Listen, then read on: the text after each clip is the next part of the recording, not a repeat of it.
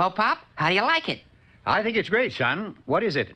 You mean you don't recognize it? In a word, no. In 2 words, no, no. Well, I'm surprised you don't recognize a Terwilliger fly-snapping claptrapper. Oh, I'm surprised you can even say it. Just what is a Terwilliger, whatever it is you said? Well, it's an invention for killing flies. You see that pie? Uh-huh. Well, all a fly has to do is land on it. See, that's when you pull this lever. That starts a chain reaction, and eventually the boxing glove clobbers the fly on the pie. Hey, there's one now. Watch closely, Pop. Of course, it needs a little work. Junior, how many times have I told you anything that's worth doing is worth doing well? Which doesn't remind me of a fable, but I'll tell you one anyway. This is the story of the cat and 15 mice. Once there were 15 mice who lived in an old shoe. Not only did they live in the old shoe, but they ate there, worked there, and even voted there. The reason for this was that the immediate neighborhood was the winter playground of a particularly tough tomcat. Like all tomcats, or Harry and Dick cats for that matter, he was on an eternal prowl for mice.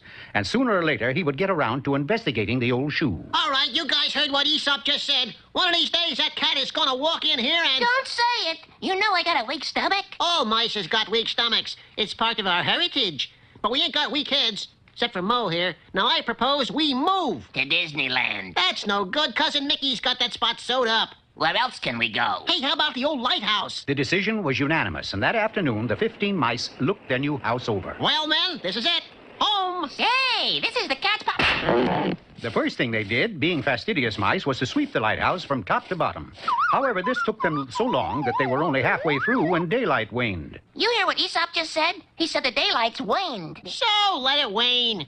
Find a lamp and turn it on. The lamp Mo turned on was a bright one. Must be one of those 60-watt bulbs. Although the light benefited the mice, it did just the opposite for the cat who was desperately attempting to catnap on shore. You can't even get 40 winks around here without some joker leaving his flashlight burning.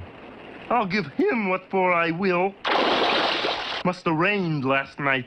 Like most cats in my fables, this one also had an overabundance of cunning. You're darn right I have. I know there are 15 mice out there in that lighthouse. Alas, his plan to sneak up on them in the dark didn't work, for without warning, the lighthouse beacon suddenly fell on the road. Huh? They'll spot me for sure. Oh, well, it don't matter. Grabbing a battle axe, he stepped onto the beam and marched upward toward his target. Meanwhile, inside the target, the mice had decided to call it a day. Turn the lamp off, Mo. The following day, the 15 mice picked up where they left off, and so did the cat. There's more than one way for a cat to skin a mouse. Look, Manny, a shipwrecked sailor. That ain't no shipwreck sailor. Florence Chadwick? That is a shipwrecked cat.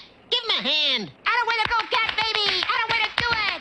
Not that kind of a hand. Throw him a rope. It was a rope, all right, with an anvil attached. Is he all right? Sure, he's all right. He just got a little concussion is all. Hey, where am I? You are at the lighthouse. That was all the cat had to hear. Overjoyed at the prospect of a 15-course dinner, he took off in hot pursuit. But those mice were fast, and they knew the interior of the lighthouse like the back of their paws. For 1 solid hour, that cat chased in vain. That is, until he spotted Mo standing before a door labeled Delivery Room. Aha! Gotcha! Congratulations, Pussy.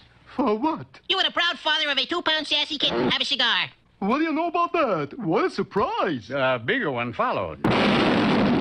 Well, sir, that tomcat had it. He wasted little time in leaving that neighborhood. What's more, so did every cat that ever came near the lighthouse. And to make it worse, those mice came ashore and set up pieces of chrome all over.